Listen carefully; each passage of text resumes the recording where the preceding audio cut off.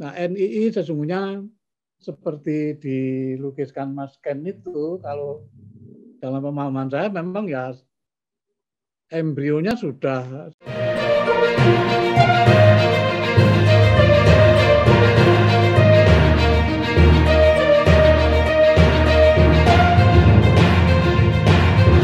terima kasih Mas Ken Setiawan dan Mas Eko yang bergabung, serta para peserta yang berbahagia.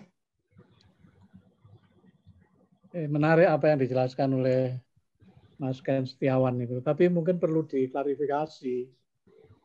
Ini yang dari sejak lama saya mengusulkan perlunya apa ya, cuma mungkin dicurigai ya. Pemahaman itu membutuhkan apa ya, penjelasan yang lebih jernih itu loh. Seperti tadi sekian ribu Polri cinta sunnah, TNI nggak apa-apa cinta sunnah itu.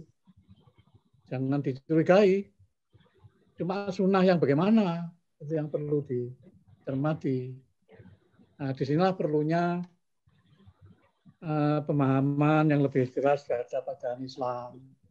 Seolah-olah menjadi Islam yang salah itu lalu kan berbeda dengan banyak orang, mesti berbeda dengan pemerintah, maksudnya itu loh yang perlu dijernihkan itu. Sehingga kalau menjelaskan mengenai NII itu memang juga panjang, berkaitan dengan sejarah. Saya pernah melakukan survei tahun 2007 di seluruh Indonesia, jadi dari Sumatera, seluruh Sumatera, lalu Jawa, Kalimantan, Sulawesi, Indonesia Timur. Isinya itu, jadi seolah-olah apa ya, karena pemahaman terhadap Islam yang legalistik, yang apa ya, seolah-olah menjadi saleh itu harus berbeda dengan banyak orang, bahkan nanti semakin dipersempit itu. Setelah sama-sama Islam nanti juga sesuai dengan pahamnya, sehingga nggak ada yang benar kecuali dirinya sendiri. Nah, NII sesungguhnya seperti dilukiskan Mas Ken itu, kalau dalam pemahaman saya memang ya embrionya sudah sejak zaman kemerdekaan. Jadi di mana dulu ada pemberontakan yang berbasis pada Islam, itu menjadi latensi dari NII. Tinggal nanti ada pemicunya. Nah, memang kemudian bersimbiose dengan gerakan-gerakan kontemporer seperti HTI, lalu FPI. Ya mereka kan dalam banyak hal itu kan sama ya. Seperti tadi, istilah cinta sunnah itu bisa menjebak itu. Di satu sisi dikesankan kalau cinta sunnah itu harus berbeda dengan yang lain. Mesti lalu memihak kepada NI, memihak kepada FPI, memihak kepada terorisme. Itu perlu klarifikasi. Orang Islam tidak cinta sunnah, ya enggak Islam itu. Tetapi sunnah yang bagaimana? Penjelasan tentang itba Rasul itu juga bisa menjebak itu. Rasul yang bagaimana? Selama ini pemahaman keislaman mengabaikan hal-hal yang lebih unik dari Rasul. Sehingga misalnya tentang hadis sahih ya, mutawatir, ya, kalau dalam Islam, maaf menjelaskan sedikit. Hadis mutawatir itu kan yang diriwayatkan oleh banyak orang berbagai generasi.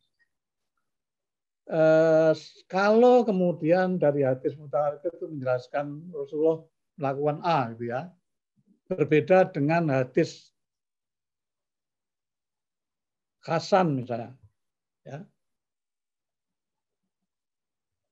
yang berbeda. Apakah kemudian orang yang melakukan hadis yang tidak mutawatir itu salah? Nah, selama ini justru orang lebih memihak yang mutawatir itu. Sehingga yang tidak mutawatir dianggap salah itu yang mungkin perlu diluruskan. Jadi cinta sunnah, lalu cinta Rasul itu tidak lurus dengan yang selama ini digembar-gemborkan oleh para teroris, karena Rasul juga melakukan tindakan-tindakan yang unik yang tidak populer. Itu yang pertama. Yang kedua,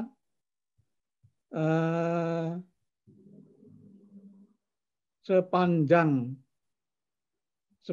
terbuka diskusi tentang bagaimana bentuk negara, itu selalu akan muncul.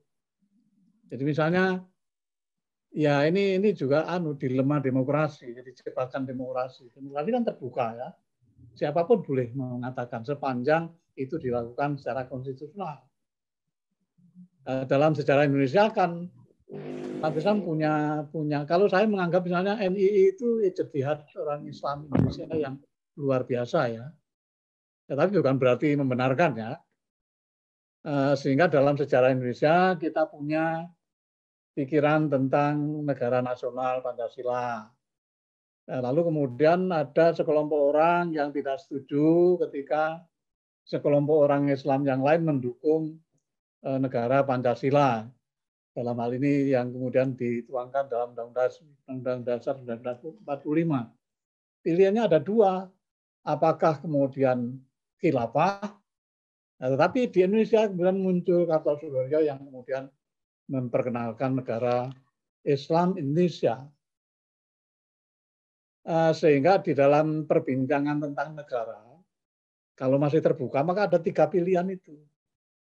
Apakah kemudian kita sepakat pada negara Pancasila, atau khilafah, atau NII.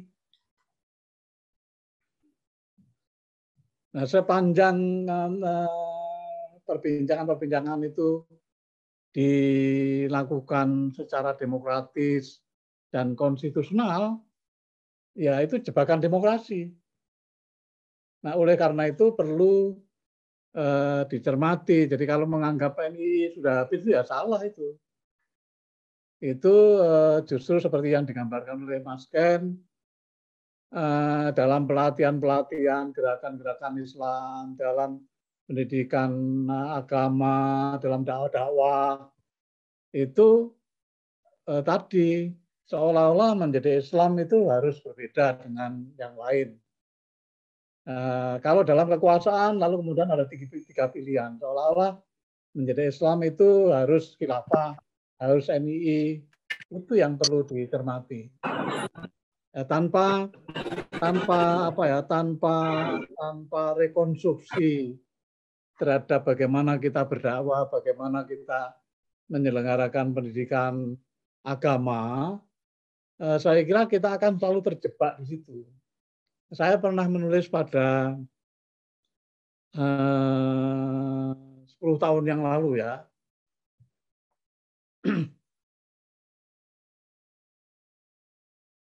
Sosialisasi yang masif dari Islam semenjak Orde Baru. Jadi kalau saya, umur saya sudah hampir 80 tahun ya. Kalau kita bandingkan bagaimana dakwah-dakwah, khutbah-khutbah Pak Islam pada tahun-tahun 60-an, 70-an itu jauh berbeda dengan pada masa awal Orde Baru. Jadi ya, Orde Baru puncak-puncaknya tahun 80-an sudah mulai berbeda. Ketika Orde Baru menggunakan agama sebagai bahasa untuk mensosialisasikan pembangunan. Maka digunakanlah para pendakwah, para ulama untuk menjelaskan pembangunan. Dan setelah itu kemudian muncullah tarweh keliling. Sehingga semarak Ramadan itu begitu masifnya, saya kira kita saksikan di Indonesia yang saya kira tidak sulit kita temukan situasi ini di negara-negara bangsa Islam yang lain. Jadi begitu masif Islam disajikan dalam ruang publik yang begitu luas dan dari sudut-sudut kampung sampai pusat-pusat kota gitu ya. Lalu bersamaan itu kemudian pendidikan Islam digerakkan di seluruh Indonesia bersamaan dengan SD Impres. SD Impres itu kan di seluruh desa ada SD. Dan ada SD itu kan harus ada guru agamanya. Nah, maka pendidikan agama kemudian masif ke mana-mana, ke seluruh kawasan. Nah, di sini muncul dilema. Ketika bagaimana Islam disajikan, tadi dalam pemahaman yang ada, misalnya ya karena dokumen-dokumen yang tersebar seperti itu ya, misalnya saya kutub. Ya dunia ini hanya dibagi dua, jadi Darussalam dan Darul Harb. Lalu kemudian dikembangkan oleh Kartosuwiryo, Darul Islam dan Darul Kufar gitu. Sehingga seolah-olah hanya ada dua pilihan itu. Nah, kalau kemudian tidak dikembangkan satu pemahaman baru yang kemudian dikhutbahkan, didakwah-dakwahkan ya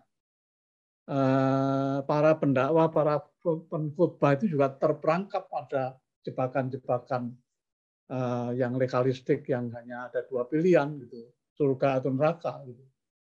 Dan itu kemudian membuat masyarakat yang mendengar lalu kemudian tertarik pada Islam, lalu cinta sunnah, lalu harus tadi milih sunnah berarti anti segala, atau dia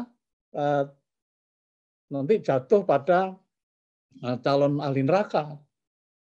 Jadi disitulah kemudian memerlukan, kalau saya sering menyebut substansialisasi syariah. Jadi apa sih sesungguhnya esensi dari aturan-aturan syariah itu pun juga dalam pemikiran Islam juga berkembang. Misalnya salah satu contoh maksud ditetapkannya syariah itu ada 5 hal. Saya sebut satu saja. Yang namanya khibruddin salah satu, itu memelihara agama. Di masa lalu itu tafsir itu yaitu mempertahankan Islam. Tadi dalam pemahaman yang baru bukan begitu. Justru menjamin keyakinan setiap orang. Mengapa begitu?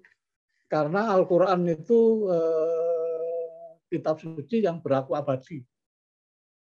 Di dalam kitab suci itu dibicarakan tentang sifat-sifat yang mungkarot, sifat-sifat yang maksiat, sifat-sifat yang kafarot, yang munafik, yang kafir gitu. Sehingga sampai hari kiamat juga tetap ada itu yang namanya munafik, kafir dan lain sebagainya itu. Sehingga tujuan dakwah itu bukan kemudian mengislamkan semua orang. Karena kalau semua orang jadi Islam di seluruh dunia itu banyak ayat-ayat Allah yang nanti mansuh, nggak berlaku. Nah, oleh karena itu ada satu, misalnya si ahli Makodir Syariah Jasir Auda itu merumuskan pemikiran baru yang namanya Khibruddin itu ialah menjamin berkeyakinan semua orang. Nah, hal-hal seperti ini saya kira perlu dijelaskan supaya tadi tidak terjebak pada yang disampaikan oleh Mas Ken, ingkarusona itu cinta sunnah itu lalu kemudian dikaitkan dengan mereka yang radikal gitu. Saya kira gitu Mbak Ayu.